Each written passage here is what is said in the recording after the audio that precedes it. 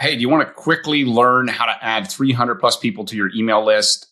Even if you're brand new or if you've been in the business a long time, I'm going to share with you the number one tactic you can use to rapidly build an email list. I'm going to talk about why an email list is still super important.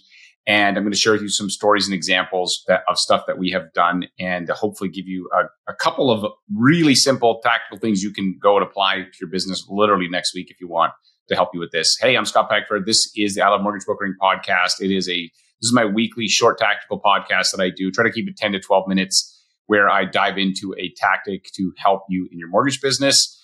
And because it's short, I'm going to keep this intro short and sweet. I want to give a shout out to our title sponsor, Finmo. Finmo is a Canadian mortgage application, document collection, submission platform designed specifically for Canadian borrowers. It's very easy for borrowers to use. It's got a cool feature called Smart Docs. It knows what docs your client needs based on the app. It knows it takes key data from the application to put into the submission notes, and it's connected to Lender Spotlight, which is the best tool for searching rates and guidelines. And they got this new comparison tool that's really awesome. Check them out at lendesk.com/Finmo. All right, so I said, how can you rapidly add 300 people to your email list? So before I get into that, I want to tell you a quick story about a friend of mine, Peter Matheny. He's the number one mortgage broker with Mortgage Architects in Canada. And maybe he's not number one now, but he's been in the business a long time and done a lot of mortgages. And I remember I sat down with him one day and I said to him, Peter, if you were starting over, what would you do? And he said to me, and it's very interesting because this is what he actually did. He said, I would spend all my time and energy to get 250 clients. And then I'd spend all my time and energy marketing to those 250 clients. So if you heard what he said, he basically said, I'm going to do everything I can to build a list. And then I'm going to spend my time and energy marketing to that list. And now he has 7,000 clients. He doesn't work evenings or weekends. He only works with past clients and client referrals. So if strangers find him, he's kind of, I don't need to work with you because I've got lots of other clients to work with. And he's built a fantastic business. And so if you think about it, in the mortgage business, you got to hunt. So everybody starts out as a hunter. And then eventually you become a farmer, and a farmer is a lot more stable. And so his farm he's got this 7,000 acre farm, if you will, or say as a new mortgage broker, you got a 250 acre farm and put your energy into that farm. And most people, a lot of mortgage brokers spend a lot of time going out and constantly hunting, and they never transition to farming. And I think it's costing them. And so the old model was do a mortgage to build a list, which is okay, but the new model is build a list and then do the mortgage. If you build a big enough list, you can actually do mortgages right from that list.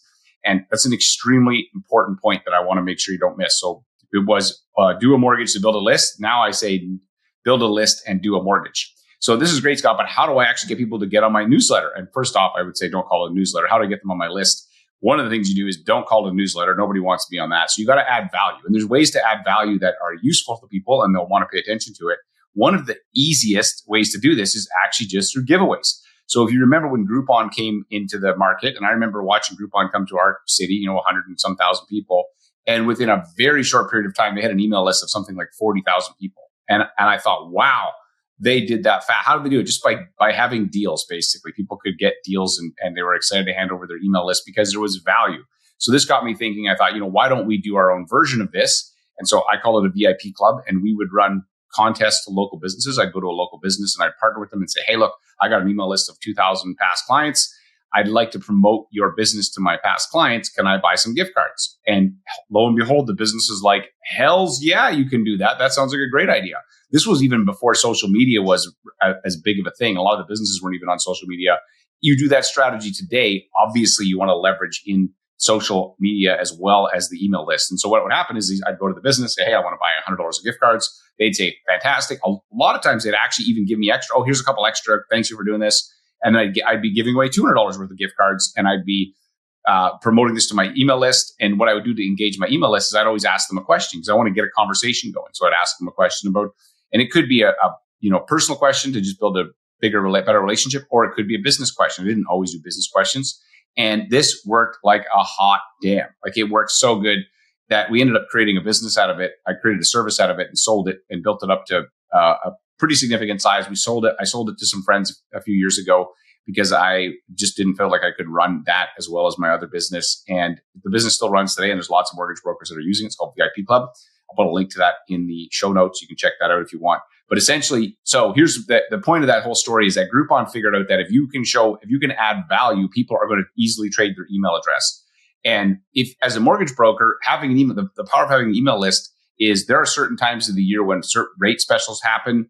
We have a certain, there's going to be a zig in the market. And if you're timing it right and you have a large group of people you can reach out to, you can get mortgages from that. You can also just stay top of mind with these folks so that they know when they need a mortgage to talk to you. And so the whole point, and you can use it to create questions, to create engagement. You can use it, the list. My buddy Wally always says he uses his list to find other professionals, financial planners, accountants, CPAs, lawyers, and then he builds his network from his list. And so there's a whole bunch of cool things you can do, but you got to get that dang list going. So Groupon is proven that you can absolutely do this. The second thing that I can say, if I want to make it even a level deeper, is that back when COVID happened, we did this campaign called Love 19. And so because for the last several years, we've been using primarily just this VIP club, which is an automated SIS service that they just run it for you. They'll give away Starbucks cards or other different types of cards, gift cards people want. But it wasn't local. So it's good because if you're not doing it, it's better than nothing. But my opinion is that it's better to do it. If you can do something local, you can leverage the local business. You can build relationships with local business owners. You can leverage it with social. It's not the same as sharing a Starbucks card because who cares about that? Really. I mean, it's great, but it's not. And it still gets engagement. But in any case, so COVID happened. We saw these businesses shut down, and the small businesses in particular were really getting hammered. The small restaurants and these smaller places that couldn't have people come in, they can only do takeout. It caused them all kinds of havoc. And so we decided, hey, why don't we do this Love 19 where you as a real estate professional, you commit to supporting 19 local businesses who've been affected by COVID. And then you'd go out, you'd buy some gift cards, you'd share it to your email list, you'd share it on social, and it blew up like crazy. So we had, and you become basically a local hero to these business owners. And so a couple of cool things happened from this. One, you built relationships with the local business owners. We had lots of people get media attention. So we had news articles done with written articles, radio spots done on some of our people. We had news, like camera crews come out and do news on this, and all because it was you saw a pain point in the market and you tried to get behind it and be a leader in your local community instead of just hiding out and not doing anything. And the cool part of this is everybody you ended up growing your list. So we had 34 campaigns that we ran, and we added 8,057 people to the email list. That's an average of 236 people added to your email list just from that single campaign over that 19 giveaways that they had done. And it absolutely works. And so if you're listening to this, you're going, okay, that it can't be that easy. It kind of is. When you're leading with value, it's really easy to go talk to any local business and say, hey, I'm a local mortgage broker, love shopping here. This is my favorite breakfast place. I'd love to promote you to my clients. Can I buy some gift cards? And if they want to give you gift cards on top of it or something else, cool. But if they don't, so what? Doesn't matter. You're going to probably spend the money anyway. Then you go and you promote that to your email list. And the way that I did it, I mean, it was so ghetto basic.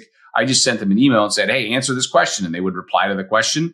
And I would pick a winner based on the replies. And I would have all these conversations going in my inbox.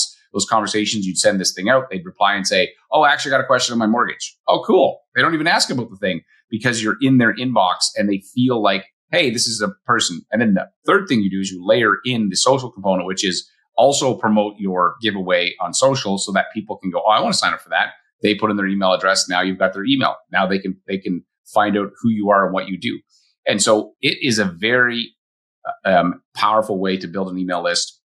And personally, I think that if you're a mortgage broker and you're not thinking about building an email list and you're not marketing to your people on an ongoing basis, you're majorly missing out. And a really easy way to do that is through doing small contests and giveaways because people love that stuff. And if you again think back to Groupon, so in my mind, if you're a broker and you haven't started, you don't have this big list yet, this is the quickest way to do it. If you are a successful broker, then adding this in is going to engage the people that you already have, but also help you expand your list. And it absolutely works. And so not complex. You can go check out that software, VIP Club. I'll put a link to that in the show notes if you want to check it out and just have somebody do it for you, which they can absolutely do. But personally, if you have the bandwidth or the capabilities, doing something local is going to move the needle more than doing something that's sort of too generalized, if you will. And so that's my thoughts on that. Oh, one last quick story on this. When I was in a mastermind in January in Orlando, and it was different speakers got up, and one guy got up and he had said how he had sold his business and it was basically a blog, and they did events. So these events for marketing for companies, and he had told me a big, and I think he sold his business for 25 million or something. And he told me a lot of it was the fact that he had 150,000 email list for this, that were very targeted. And the person that was buying the business was like, great, because the email list is how you can reach out to everyone. Because you post on social. Here's the thing. So you can have a great social reach, but the algorithm can change. You can get your content suppressed for some reason. Maybe it's just whatever. They don't like you. And so you can post all this stuff and no one can see it. The difference with email is you can make sure that you get it to them. Is it perfect? No. But I have personally I've been running the training business that I ran, and I've made more money from email than any other medium by a long shot.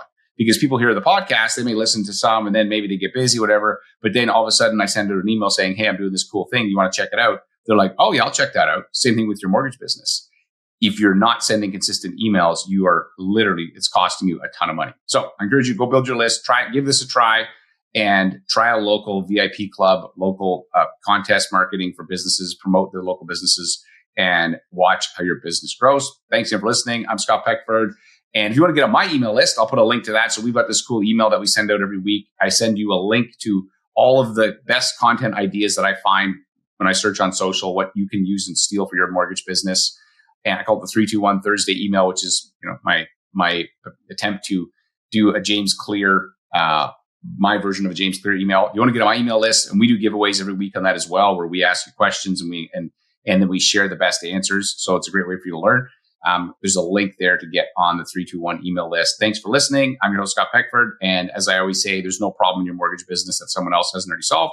Your problem is who's got the answer. Thanks for listening, and make it an outstanding day.